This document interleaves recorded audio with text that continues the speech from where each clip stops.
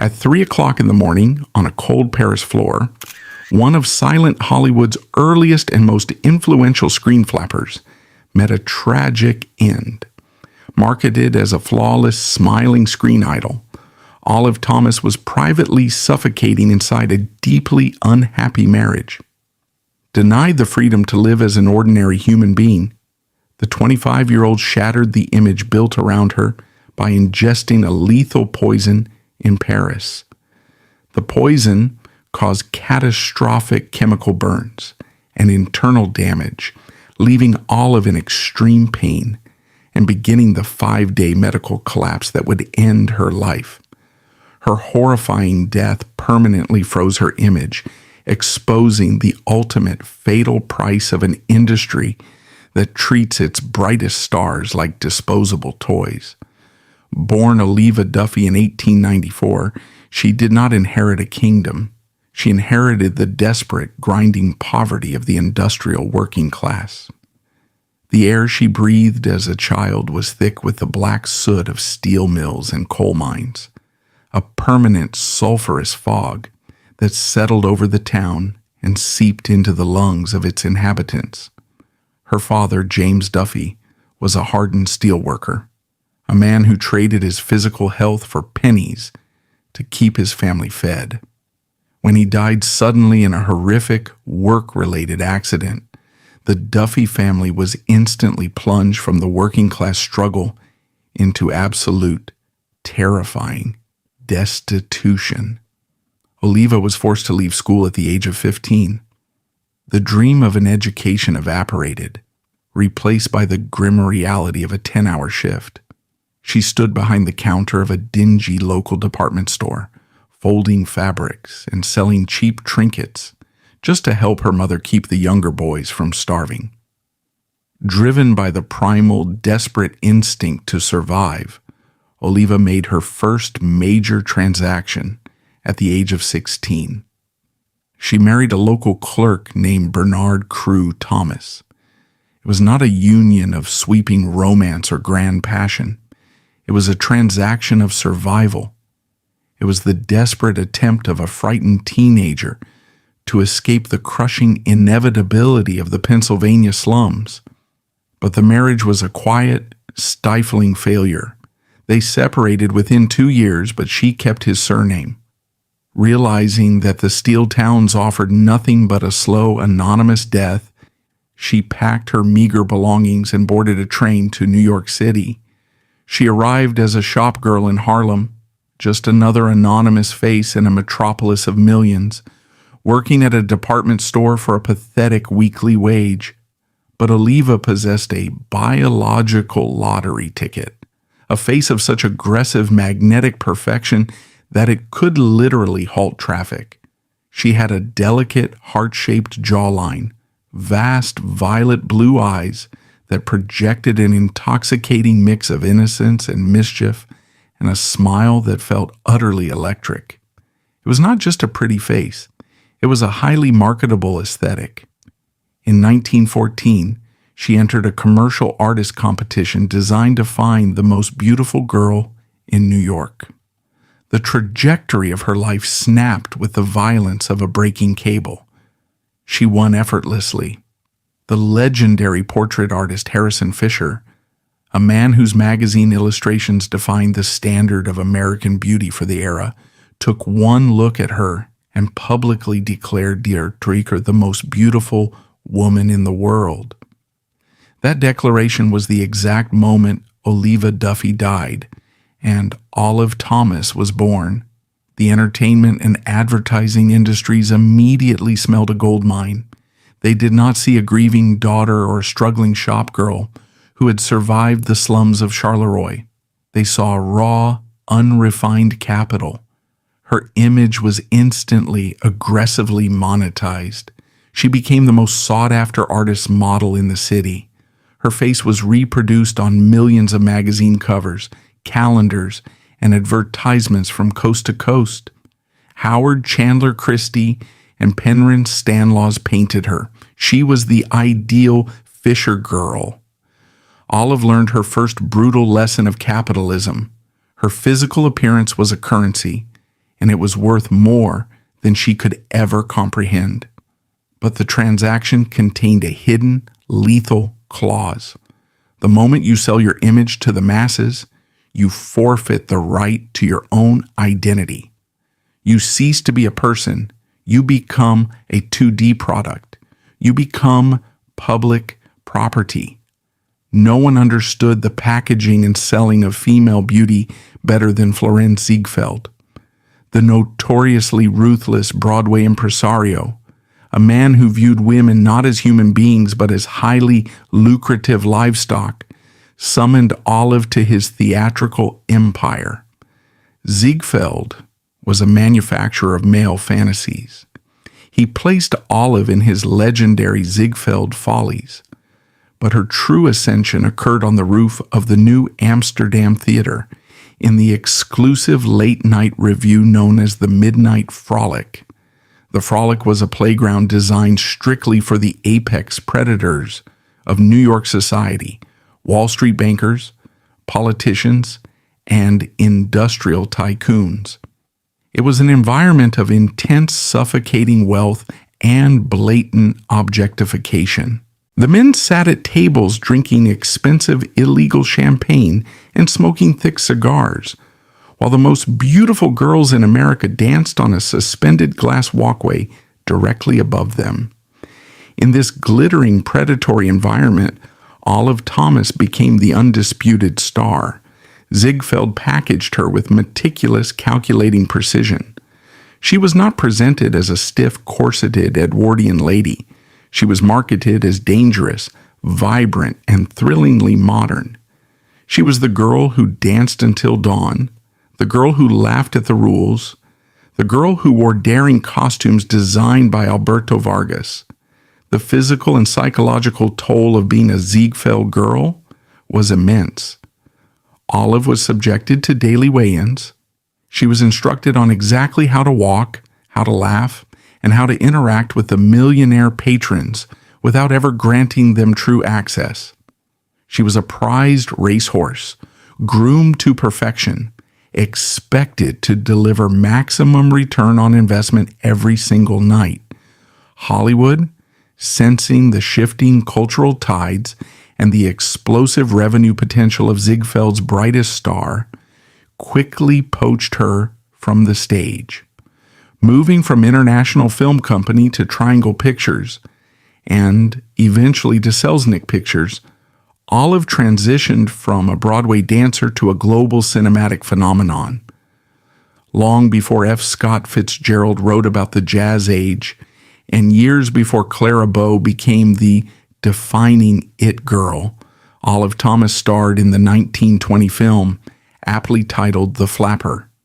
She didn't just play the role, she single-handedly defined the archetype of the modern American woman for the silver screen.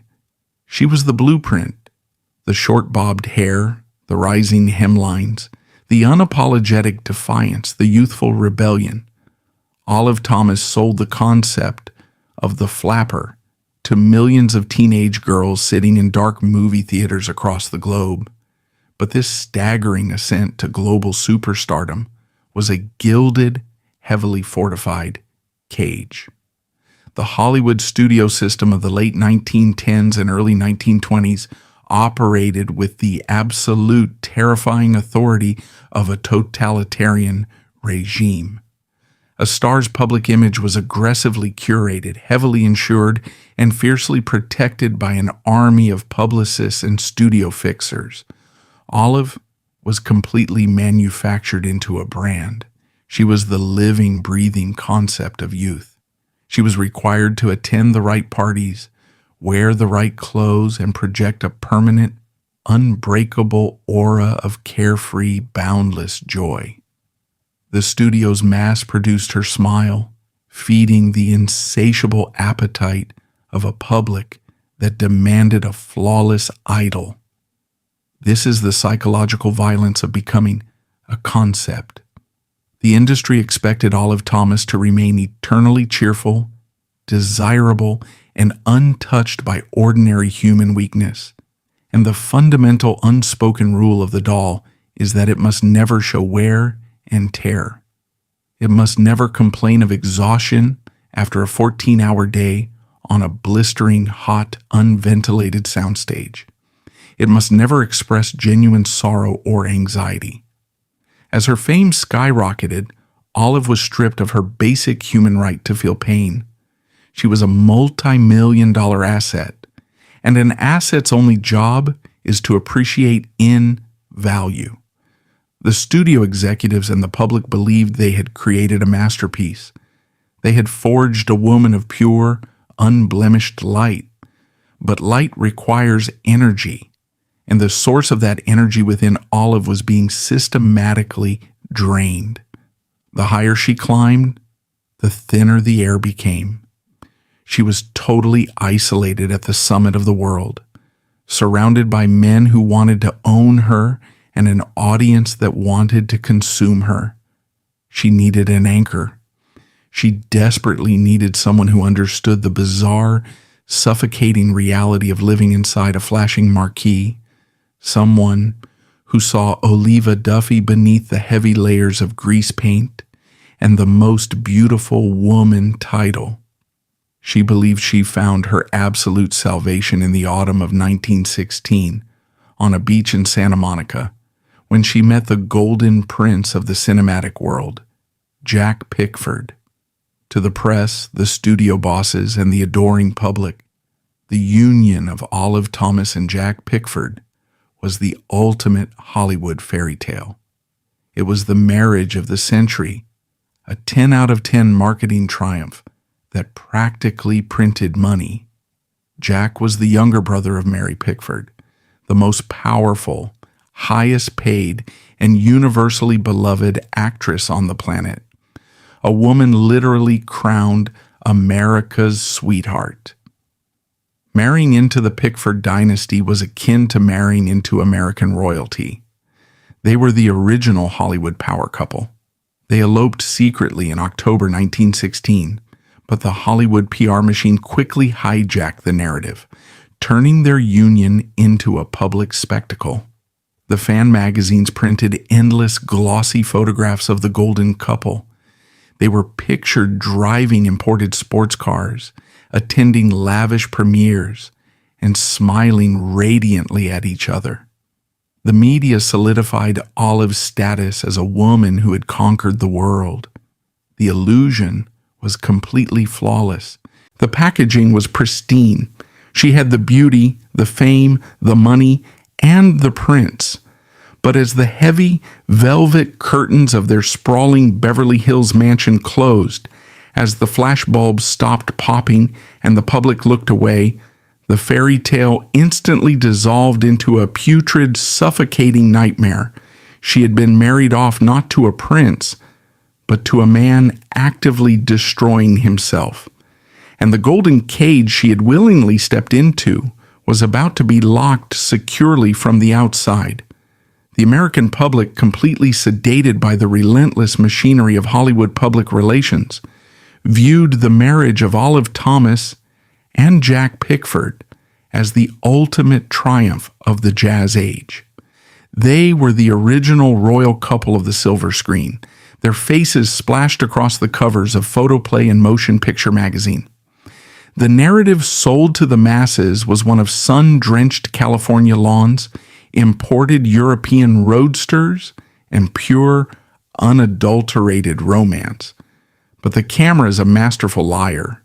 It captures the reflection of light off a diamond necklace, but it does not capture the smell of stale gin, the paralyzing grip of a severe narcotic addiction, or the terrifying reality of a highly contagious flesh-eating disease. To understand what happened in that Paris bathroom, it is necessary to look past Jack Pickford's polished public image and examine the reality of the marriage. He was presented to the world as a dashing, boyish prince. In reality, he was a deeply broken, violently self-destructive young man, rapidly plunging into an abyss.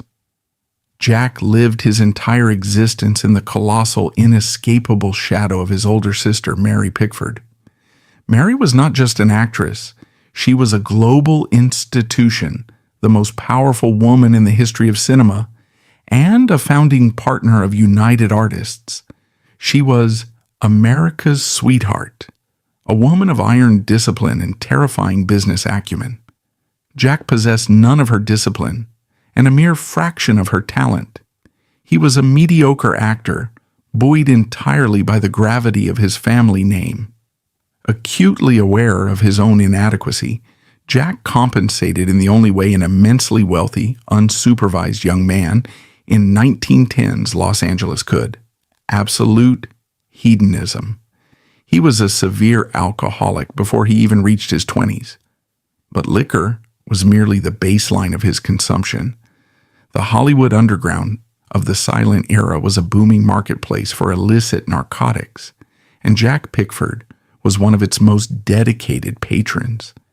He was heavily rumored to be addicted to heroin and cocaine, using the substances to numb the crushing reality of his own mediocrity. His life was a chaotic blur of illegal speakeasies, high-stakes gambling, and reckless multi-day binges that frequently required the Pickford family's team of high-priced lawyers and studio fixers to cover up. When Olive married Jack, she believed she was securing her place at the very top of the Hollywood hierarchy. Instead, she had willingly chained herself to a sinking ship. The isolation she experienced within the marriage was immediate and profound. The Pickford family operated like a closed, ruthless mafia. The matriarch, Charlotte Pickford, and her daughter Mary fiercely protected their empire, and they viewed Olive with unabashed open contempt. To them, Olive was not a star. She was a cheap working-class Ziegfeld showgirl from the soot-stained streets of Pennsylvania who'd manipulated her way into their royal bloodline. They believed she was a gold digger, a bad influence who was accelerating Jack's downward spiral, entirely ignoring the fact that Jack's severe addictions had taken root long before Olive ever met him. At family dinners inside the sprawling Pickford estates, Olive was treated as an unwanted intruder. She was subjected to cold, passive-aggressive cruelty, entirely ostracized by the very people who were supposed to be her new family. She was utterly alone. Her own family was thousands of miles away on the East Coast, and she was trapped in a city where the Pickfords effectively controlled the social and professional economy. If she spoke out against them, she would be committing professional suicide. But the hostility of her in-laws and the severity of her husband's drug addiction were only the superficial layers of Olive's nightmare. The true horror of her existence, the dark, suffocating secret that transformed her Beverly Hills mansion into a psychological prison, was a medical one. Jack Pickford's name was long associated with rumors of venereal disease alongside addiction and infidelity. In the modern era, the terror of this word has been largely neutralized by the invention of penicillin. Today, it is a highly treatable bacterial infection. But in the late 1910s and early 1920s, syphilis was a death sentence. It was a terrifying, incurable plague that slowly and systematically dismantled the human body. More than the physical devastation, however, was the extreme sociological stigma attached to it. Syphilis was not viewed merely as an illness. It was universally condemned as a profound moral stain. It was the disease of the brothel, the undeniable biological proof of infidelity, depravity, and sexual deviance. If the public or the press discovered that Jack Pickford, the golden boy of the American screen, was infected with a rotting venereal disease, the scandal would not just destroy his career, it would obliterate the entire Pickford empire. The studio's carefully constructed image of wholesome American purity would be instantly shattered. And by extension, Olive's pristine million-dollar brand as the flawless, innocent flapper would be irrevocably tainted by association. She would be viewed as dirty, contaminated goods. The treatment for syphilis at the time was almost as barbaric and horrifying as the disease itself. To combat the highly contagious oozing chancre sores that manifested on the body, patients were prescribed topical applications of mercury bichloride. This was not a soothing ointment. Mercury bichloride is a highly toxic, corrosive chemical salt. It was used as a potent disinfectant designed to literally chemically burn the syphilitic sores to prevent the infection from spreading externally. This was the terrifying reality of the Pickford household. In their pristine marble-lined bathrooms, tucked away behind the imported French soaps and expensive colognes, sat the distinct jagged blue glass bottles of mercury bichloride. The bottles were heavily ridged and aggressively tactile, intentionally manufactured with a rough exterior so that anyone reaching into a dark medicine cabinet would immediately know, by touch alone, that they were holding a lethal poison. For Olive, that blue bottle was not just a medical supply. It was the ultimate daily physical manifestation of her husband's betrayal and the putrid rot of their marriage. Every time she looked at it, she was reminded that the man she slept next to was physically decaying from a disease he caught from another woman. She was forced to live in constant paralyzing fear of contracting the disease herself. The physical intimacy of their marriage became a minefield of potential infection and deep-seated disgust. Here, the image Olive had been forced to embody collided most brutally with the reality of her private life.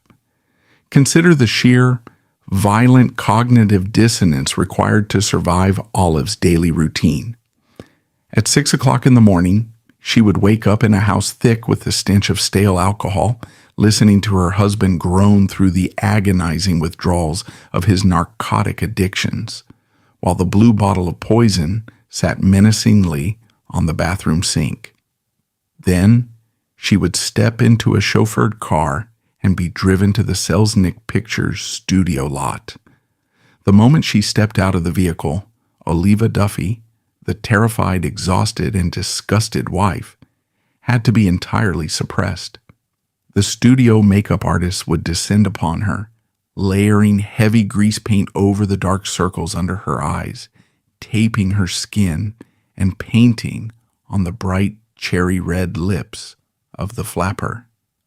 The massive, blindingly hot Klieg lights would snap on. The director would shout, "Action!" And Olive Thomas had to smile.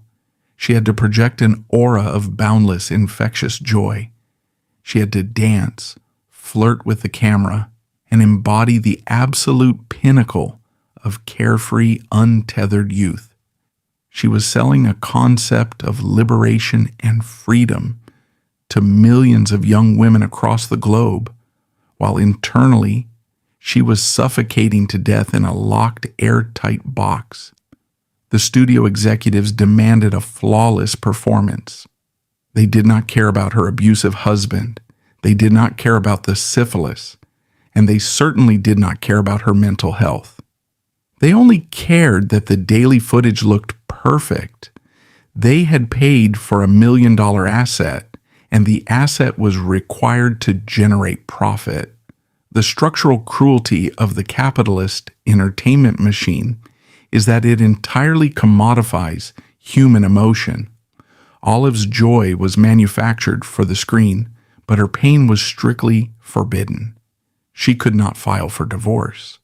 The Hollywood studios were beginning to implement strict morals clauses in their contracts. A highly publicized divorce from a Pickford, especially one that might expose the dark, sordid realities of his drug use and venereal disease, would result in Olive being instantly blacklisted. The studios would completely destroy her to protect the industry's reputation. Furthermore, the Pickford family's legal and PR machine would have annihilated her in the press, painting her as the villain to save Jack's image. She was completely, utterly trapped. The millions of dollars she generated for the studios did not buy her freedom. They simply paid for thicker bars on her cage. She could not speak to the press. She could not speak to her domineering in-laws. She could not even confide in her fellow actors for fear that the gossip would leak to the tyrannical studio bosses. As the calendar turned to 1920, the pressure inside Olive's mind was reaching a critical, explosive threshold. The relentless, grueling schedule of producing film after film, often shooting multiple movies simultaneously to satisfy the public's insatiable demand for her face, was physically breaking her down. Simultaneously, Jack's behavior was becoming increasingly erratic and dangerous. The marriage was violently fraying at the seams, held together only by the sheer desperate force of the studio's PR departments. The concept of Olive Thomas was functioning perfectly. The posters were printed, the theater seats were sold out, and the money was flowing into the Selznick coffers in massive, uninterrupted rivers. But the human being trapped inside that concept was starving for oxygen.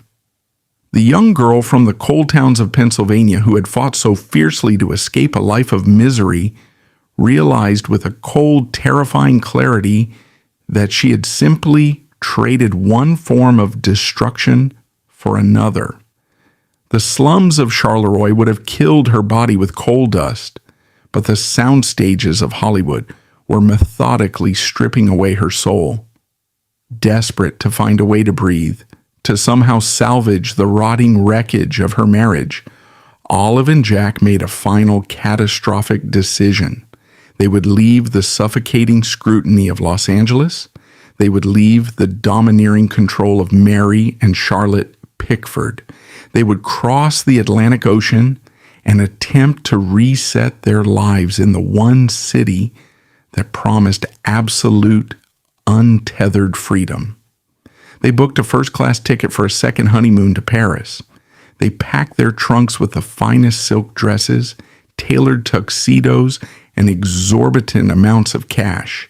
But Jack also packed his addictions, and tucked away in their luggage, traveling across the ocean to the most luxurious hotel in Europe, was the jagged blue glass bottle of mercury bichloride. The stage was set for the final act. The manufactured idol was being shipped to the City of Light, entirely unaware that she was traveling directly toward her own horrifying execution. The public looked at Olive and saw absolute perfection: the mansions, the diamonds, and the royal Hollywood husband. They blindly believed that wealth and fame were an impenetrable shield against human suffering.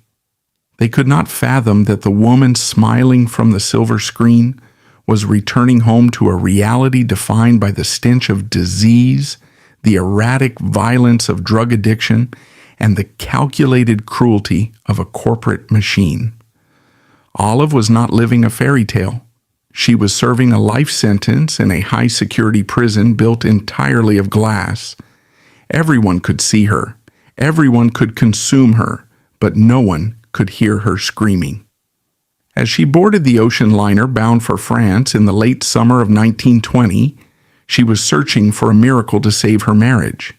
Instead, she was walking directly into a trap from which the only exit was a poison that would burn her name into history forever. In late August of 1920, Olive Thomas and Jack Pickford boarded a luxury ocean liner bound for France. To the relentless Hollywood press corps that photographed their departure, this was a glamorous second honeymoon. It was framed as a well-deserved European vacation for the exhausted royal couple of the silver screen. But inside the first-class stateroom, the reality was utterly devoid of romance. This trip was a desperate, highly calculated tactical retreat. It was a frantic attempt to salvage a marriage that was violently tearing itself apart under the crushing weight of Jack's severe narcotic addictions and the rotting, unspoken secret of his syphilis. Olive was fleeing the suffocating control of the Pickford matriarchs and the tyrannical surveillance of the studio bosses.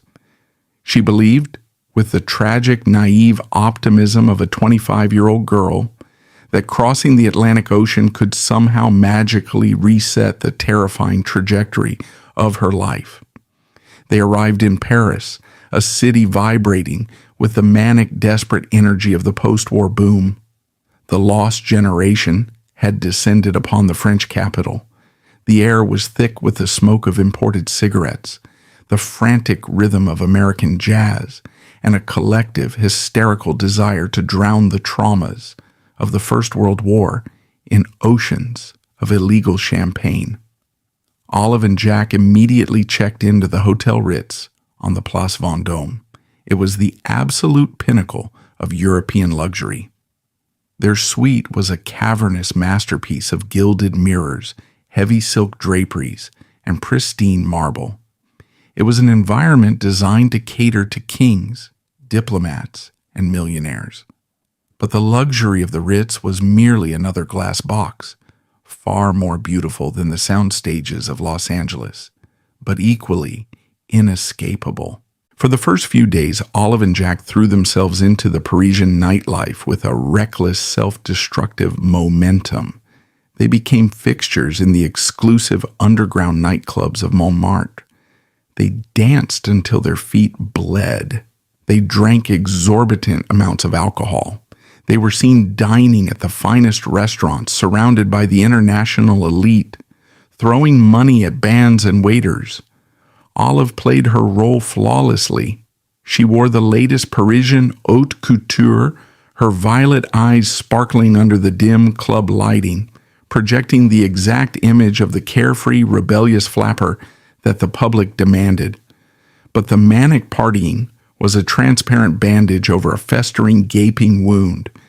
You cannot outrun a disease, and you cannot outrun an addiction. Away from the watchful eyes of his family and the studio fixers who routinely cleaned up his messes, Jack Pickford's behavior rapidly deteriorated. The European supply of high-grade narcotics and unregulated alcohol was entirely at his disposal. His binges became darker, his moods more volatile, and his physical deterioration more apparent. And packed securely in their expensive leather luggage, sitting quietly in the opulent marble-lined bathroom of their Ritz suite, was the jagged, blue glass bottle of mercury bichloride. The psychological terror of that bottle cannot be overstated. It was the physical anchor tying Olive to the horrifying reality of her existence.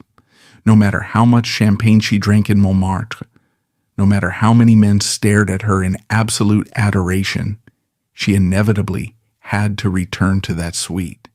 She had to walk into that bathroom and see the poison required to burn away the venereal sores of the man sleeping in the next room. The blue bottle was the ultimate symbol of her contamination.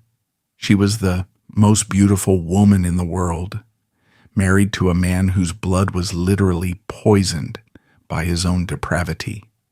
The cognitive dissonance was no longer just suffocating. It was becoming lethal. The timeline of the fateful night is a chilling, methodical sequence of events that culminated in absolute biological horror. On the evening of September 4th, 1920, Olive and Jack embarked on another grueling marathon of Parisian nightlife. They had dinner at a famous bistro, followed by a tour of the most exclusive cabarets in Montmartre. They drank heavily. According to eyewitnesses, the evening was strained. The forced smiles were beginning to crack. By the time they finally stumbled out of a nightclub and hailed a taxi back to the Place Vendôme, it was deeply into the early hours of the morning. They entered the lobby of the Hotel Ritz and took the elevator up to their suite. It was approximately 3 a.m. on September 5th. According to the official statements Jack Pickford would later provide to the French police and the international press, statements that were heavily coached by lawyers and studio crisis managers. The couple was simply exhausted. Jack claimed that the heavy alcohol consumption had completely incapacitated him. He stated that he walked into the bedroom, collapsed onto the mattress, and fell into a deep, immediate sleep. Olive, he claimed, walked into the brightly lit marble bathroom to prepare for bed. What happened next in the absolute privacy of that bathroom is the defining, horrifying climax of Olive Thomas's life. The Hollywood public relations machine would spend decades trying to convince the world that it was a tragic, clumsy accident in the dark. They wanted the public to believe that a tired, intoxicated Olive simply reached into the medicine cabinet, mistook the blue bottle of mercury bichloride for a harmless sleeping draught or an aspirin powder, and swallowed it. But the physical reality of the bottle destroys this narrative entirely. The pharmaceutical companies of the 1920s knew that mercury bichloride was a lethal, corrosive acid. By strict legal mandate, the poison was packaged in a highly specific manner to prevent accidental ingestion. The glass was dyed a stark, unmistakable blue. More importantly, the exterior of the bottle was covered in sharp, raised ridges and aggressive spikes. The label prominently featured a skull and crossbones. The design was entirely tactile. The moment a human hand wrapped around that bottle, even in pitch blackness, the sharp ridges screamed a physical warning. Do not drink this. This is death. Whether Olive Thomas made a mistake or acted deliberately remains one of the most debated questions in her story. She wrapped her hand around the jagged glass. She felt the ridges. She unscrewed the cap. And she made a choice. To understand the horrific nature of this choice, one must understand the absolute despair required to execute it. She did not choose a gentle overdose of sleeping pills. She did not choose a painless exit. She chose to consume the exact chemical compound that was used to treat her husband's syphilis. It was an act of profound visceral symbolism.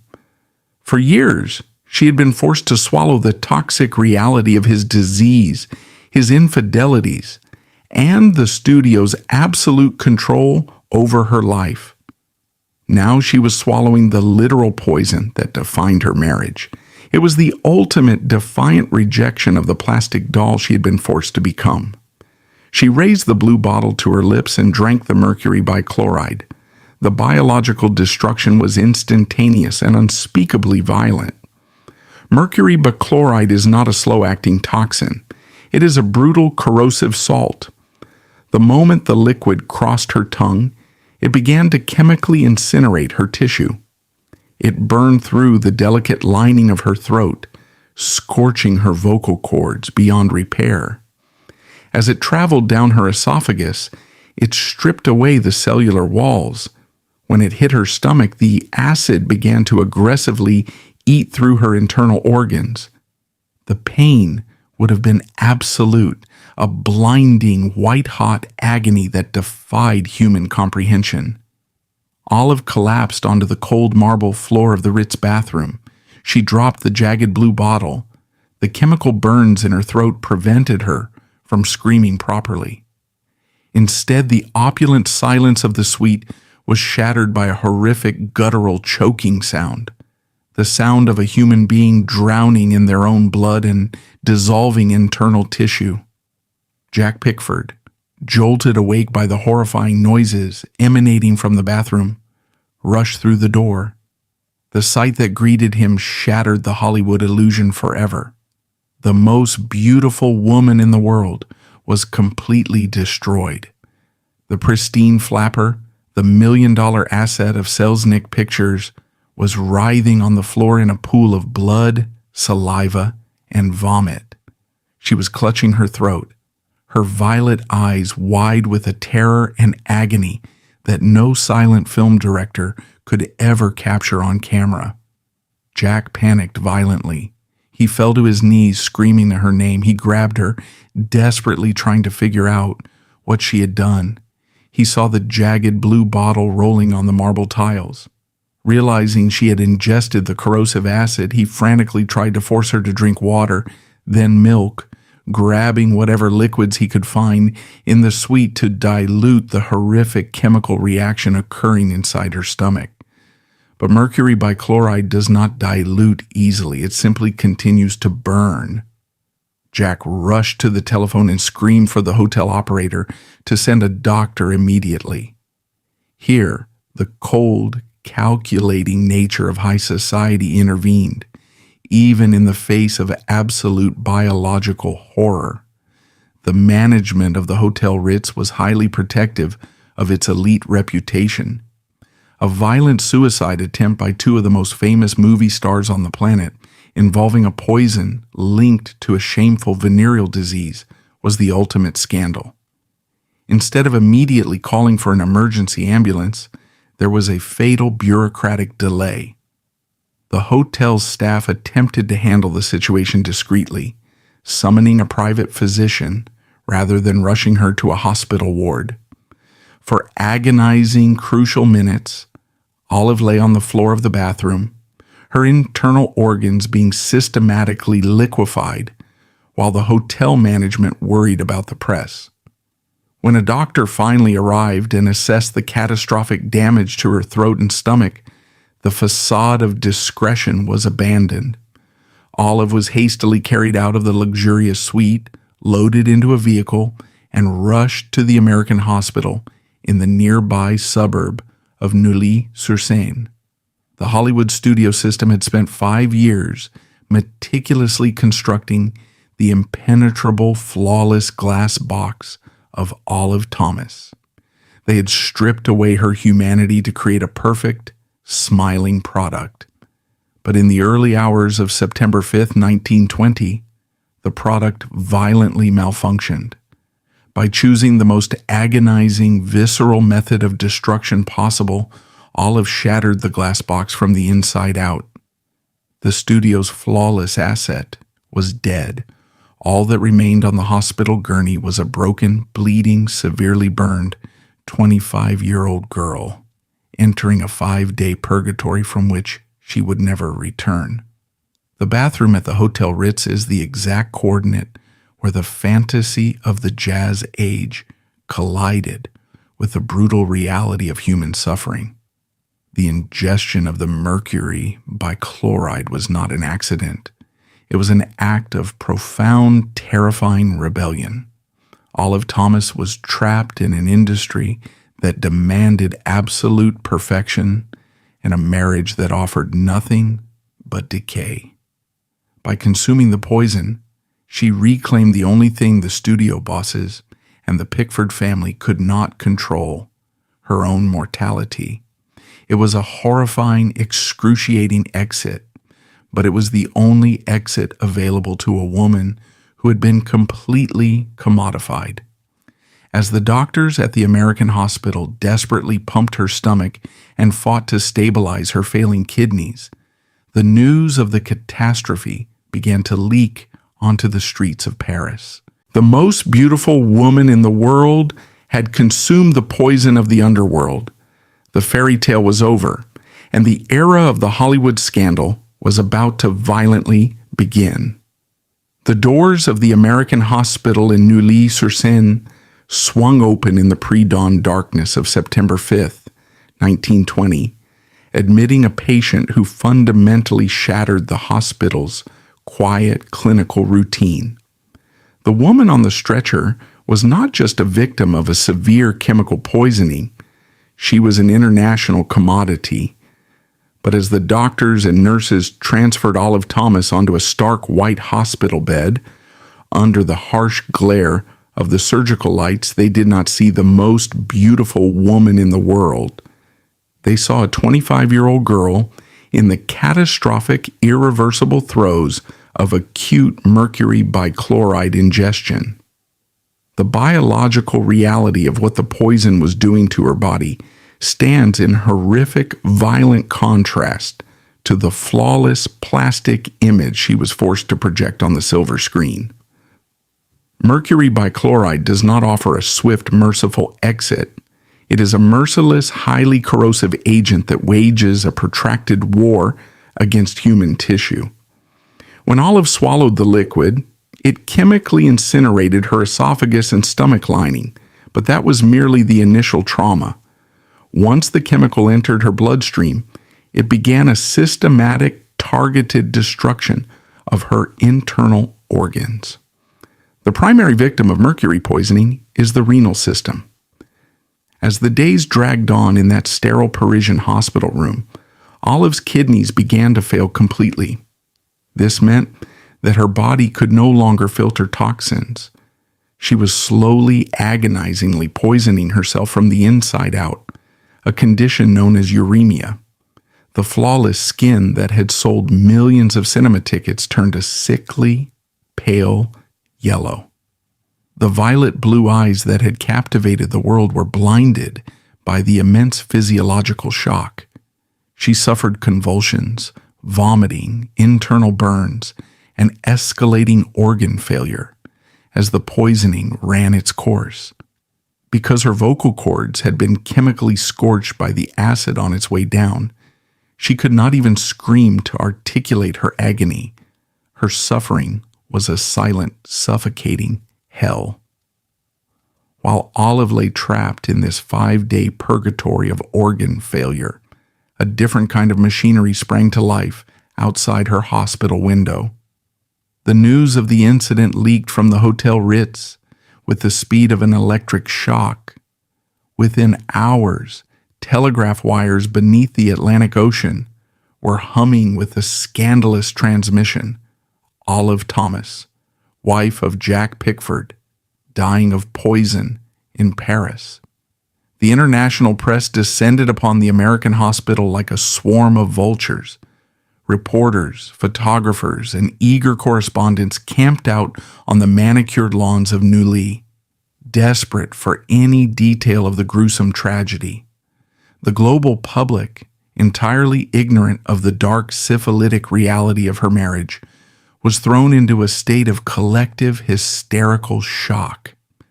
How could the ultimate flapper, the radiant princess of the jazz age, be dying in a hospital bed? The cognitive dissonance was too massive for the public to process. Outside the cinemas, in New York, London, and Chicago, her brightly colored posters still hung, showing her smiling that perfect, mischievous smile, while the real woman was drowning in her own dissolving tissue in France. But the most frantic, desperate reaction did not come from the public. It came from the boardrooms of Hollywood. When the telegraph reached the sprawling Pickford estates in Beverly Hills, the reaction was not merely one of familial grief. It was an absolute, unadulterated corporate panic. Mary Pickford and her mother, Charlotte, understood instantly that this was not just a family tragedy.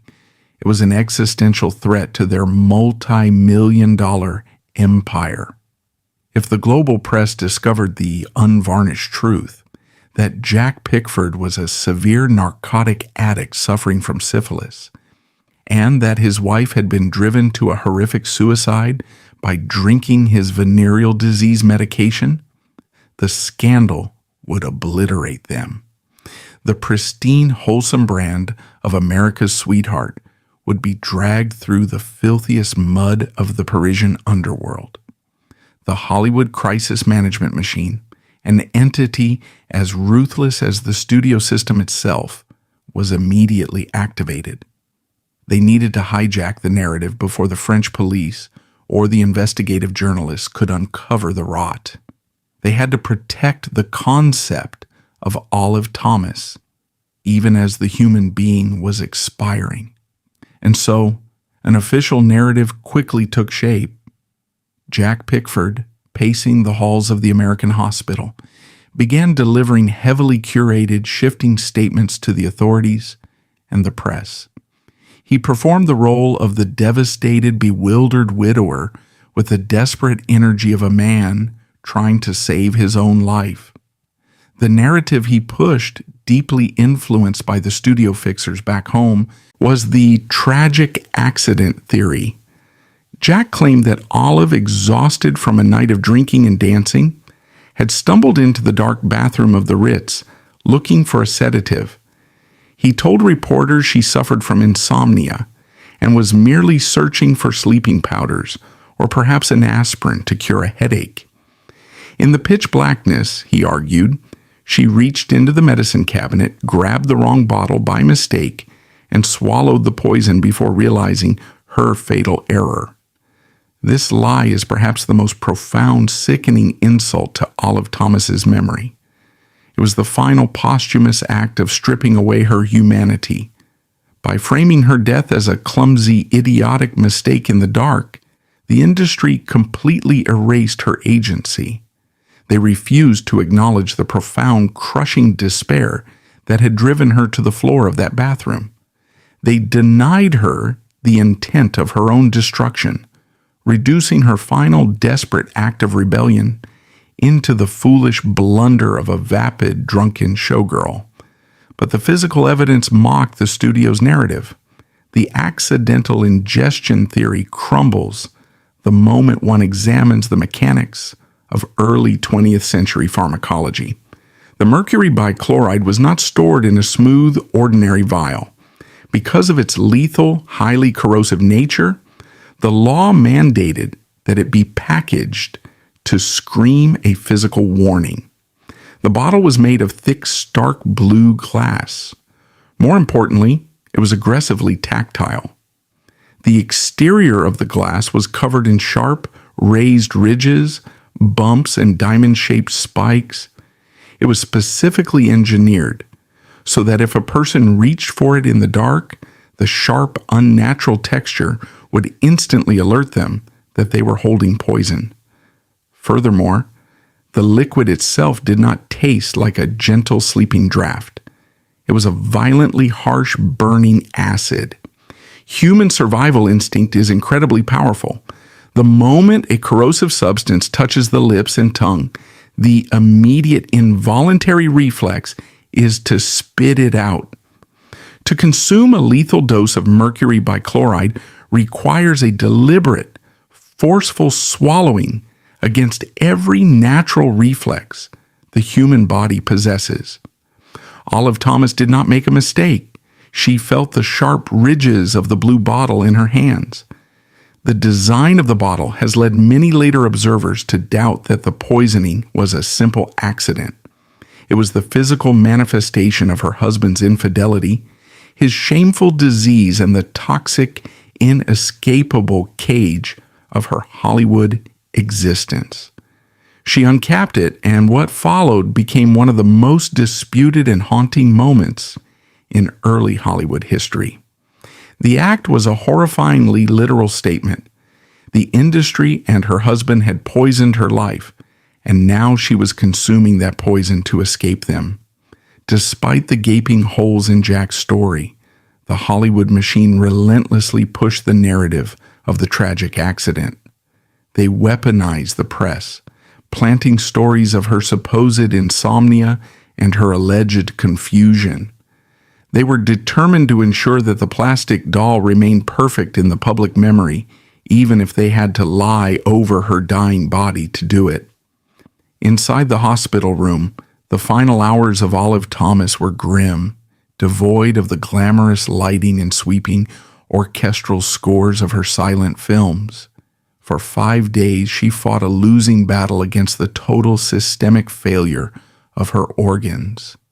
Jack remained by her bedside, weeping and pleading with her. The rumors surrounding her final moments are deeply contested, heavily polluted by the myth-making of the era. Some studio-sanctioned reports claimed her last words were a tearful apology to Jack, begging for his forgiveness for her mistake. Other darker whispers from the hospital staff suggested she used her last breath to croak "the jig is up," a chillingly cynical acknowledgement that the grand, exhausting performance of her life was finally over. We will never know her exact final thoughts, but the medical reality of her death is indisputable. On September 10th, 1920, the acute uremia completely overwhelmed her neurological system. The toxins flooding her brain pushed her into a final deep coma. The violent convulsions ceased. The ruined, chemically burned lungs stopped pulling in oxygen. At the age of 25, Olive Thomas, the girl who had clawed her way out of the Pennsylvania coal dust, the Ziegfeld star who had danced on glass ceilings, and the undisputed pioneer of the flapper sit generation, died in a sterile room in a foreign country, killed by the cure for a disease she never had. Her death sent a seismic shock wave across the globe.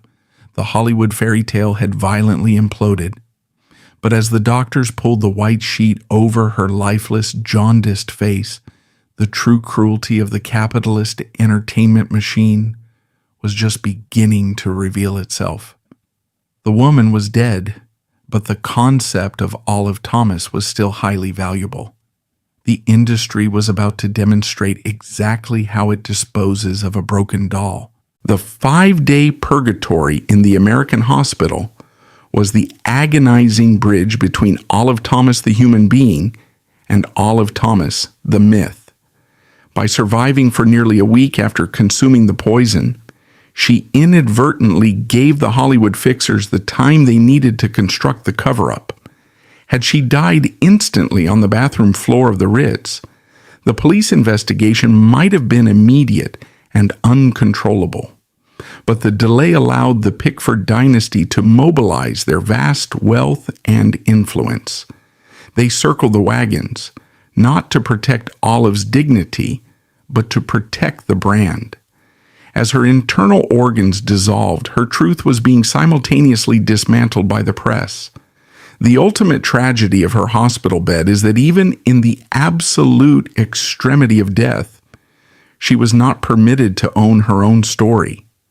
The system that had dictated how she lived was now aggressively dictating how she died. The blue bottle had stopped her heart, but the Hollywood machine was preparing to freeze her face forever. On September 10th, 1920, the violent, agonizing biological battle inside Olive Thomas finally ceased. The lethal, corrosive salt of the mercury bichloride had completed its terrifying work, systematically dismantling her internal organs until her heart simply stopped beating in the sterile, quiet room of the American hospital in Neuilly-sur-Seine. She was 25 years old. The woman who had defined the concept of the carefree, rebellious American youth had been permanently silenced. But while the human being was finally granted the cold mercy of death, the colossal multi-million-dollar machine that owned her image was just waking up. The true cruelty of the Hollywood system did not end when Olive took her last breath. It escalated. The immediate aftermath of her death in Paris was a masterclass in corporate cover-ups and the manipulation of truth. The French police, initially treating the incident with intense suspicion, launched a formal investigation. The circumstances were glaringly obvious to any seasoned detective. A deeply unhappy young woman, a highly toxic poison stored in a tactile, heavily ridged bottle designed specifically to prevent accidental ingestion, and a husband with a notorious reputation for severe narcotic addiction and infidelity. To many later observers, the circumstances raised serious doubts about the accident ruling, but the Pickford dynasty, terrified of the catastrophic financial and social ruin that would follow the exposure of Jack's syphilis and drug use, mobilized their vast international power. They did not want the truth. They wanted closure. The pressure exerted on the French authorities was immense. Hollywood studio executives, high-priced lawyers, and the looming diplomatic weight of American celebrity were brought to bear on the investigation. The narrative of the tragic accident was aggressively pushed. Jack Pickford performing the role of the shattered widower, repeated his carefully rehearsed story. Olive was tired, the bathroom was dark, and she simply grabbed the wrong bottle. The French authorities, perhaps eager to close a messy, highly publicized case involving wealthy foreign nationals, eventually capitulated. An autopsy was performed, and the official ruling was released to the international press. Accidental death by ingestion of poison. It was a hollow, insulting verdict. It was a legal fiction designed to protect the very industry that had driven her to the marble floor of the Ritz. By officially labeling it an accident, the Hollywood machine successfully robbed Olive of her final, desperate act of agency. They refused to acknowledge the profound, suffocating despair of her existence. They swept the rotting, diseased reality of her marriage under the rug, ensuring that the plastic doll remained a pristine, innocent victim of terrible luck, rather than a casualty of a profoundly toxic environment. With the legal paperwork hastily signed and the scandal temporarily contained, Jack Pickford prepared to bring his wife's body back to the United States. The journey across the Atlantic was a morbid, highly publicized spectacle. When the ocean liner docked in New York, the hysteria that greeted it was unprecedented. The public, fed a steady diet of studio lies and romanticized tragedy, descended upon the city in a state of collective, hysterical mourning. Her funeral was held at the prestigious St. Thomas Episcopal Church on Fifth Avenue. It was an event that rivaled the opening night of any Ziegfeld production. Thousands of ordinary citizens flooded the streets, pushing against police barricades, weeping hysterically, and desperate to catch a glimpse of the bronze casket. Women fainted in the massive crowds. The pews inside the cavernous church were packed with the surviving royalty of Broadway and Hollywood, dressed in expensive black silk, bowing their heads in solemn reverence. But as the choir sang and the eulogies were delivered, a bitter, unspoken truth hung heavy in the incense-filled air. The thousands of people weeping outside and the powerful producer sitting inside were not truly mourning Oliva Duffy. They did not know the terrified girl from the Pennsylvania coal towns. They did not know the woman who had shivered in her dressing room, who had endured the daily humiliation of her husband's diseased reality, or who had desperately consumed a lethal acid just to escape the glass box they had built for her. They were mourning the flapper. They were weeping for the loss of a concept, projecting their own nostalgia and grief onto a woman who had essentially been sacrificed to maintain their entertainment. Following the funeral, the cruel, unrelenting momentum of the entertainment industry resumed with terrifying speed. The marquees on Broadway blazed back to life. But the death of Olive Thomas was not a localized tragedy. It was the first massive tectonic shift in the history of celebrity culture. It was the original Hollywood scandal. Her death fundamentally shattered the carefully constructed illusion of the cinematic paradise. For the first time, the American public was forced to confront the terrifying discrepancy between the flawless images on the screen and the dark, sordid realities of the human beings behind them. Olive's death opened the floodgates. Within a few short years, the industry would be rocked by the Fatty Arbuckle trials and the unsolved murder of director William Desmond Taylor. The innocence of the silent era was permanently dead. In response to this growing wave of scandals, the film industry panicked. Fearing government censorship and the loss of lucrative box office returns, the studio bosses did not respond with empathy or an effort to improve the mental health and working conditions of their stars.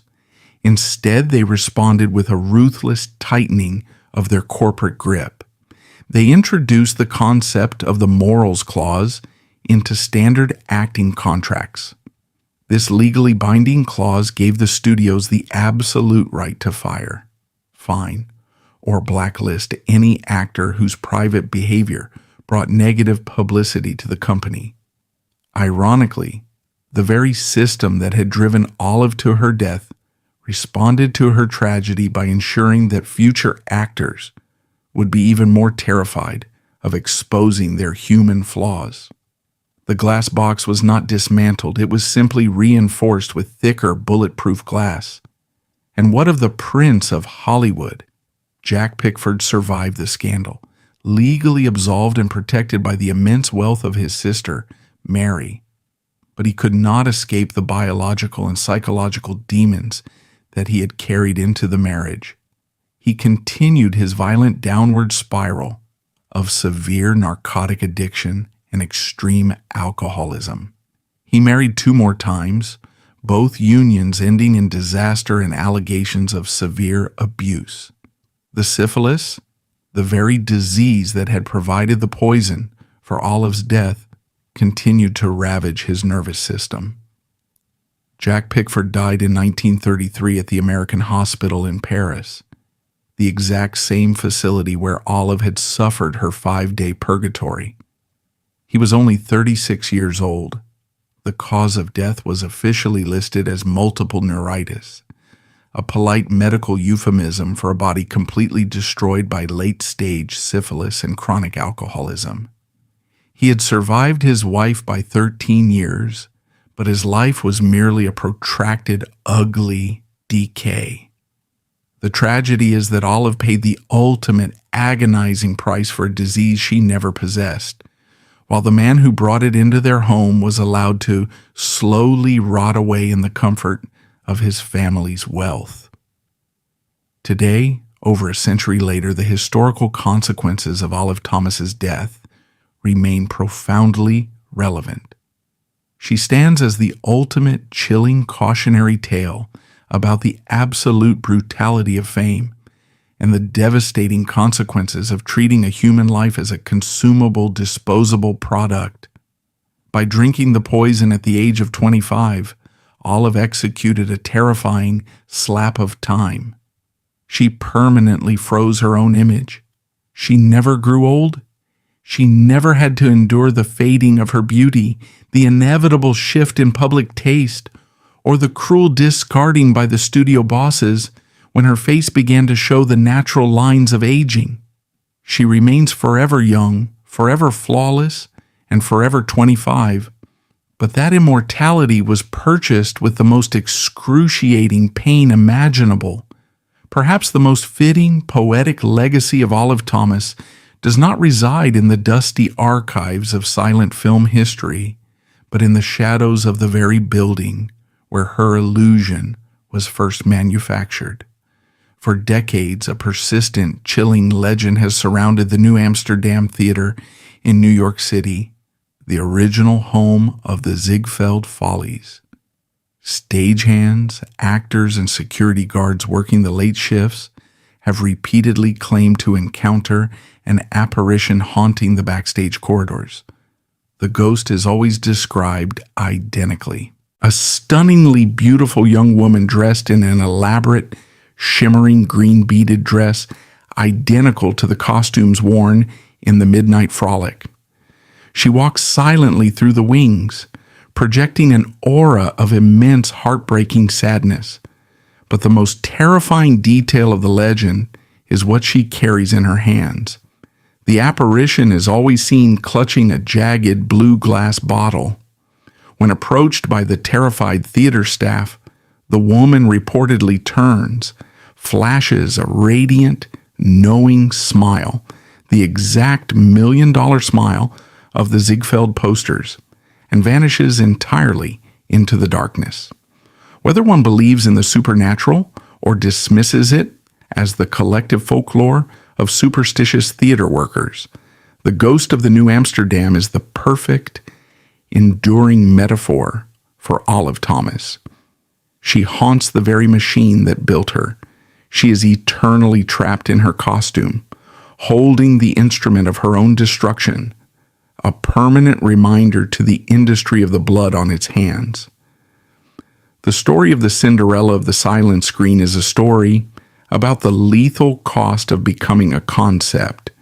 It teaches us that when society elevates a human being to the status of a god, it simultaneously strips them of their right to be human.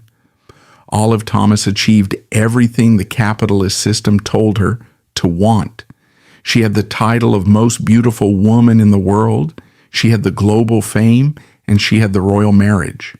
But she discovered in the cold, isolating darkness of a Parisian bathroom at 3 o'clock in the morning that a plastic doll cannot breathe. She was the first woman to learn that in the brutal, unrelenting economy of fame, when the world demands you be perfect, the only way to prove you are real is to bleed. When we look back at the surviving photographs of Olive Thomas today, her violet eyes still stare out with a startling modern clarity. She does not look like a relic of a forgotten era. She looks like a girl who could walk down the street today.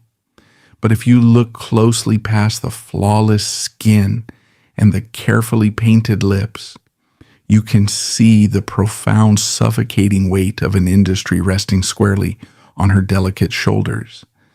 The tragedy of Olive Thomas is not just how she died, but how she was forced to live, constantly performing, constantly smiling, constantly hiding the putrid rot of her reality to protect a $1 million brand. She was the pioneer of the Hollywood illusion, and she was its first, most visceral casualty.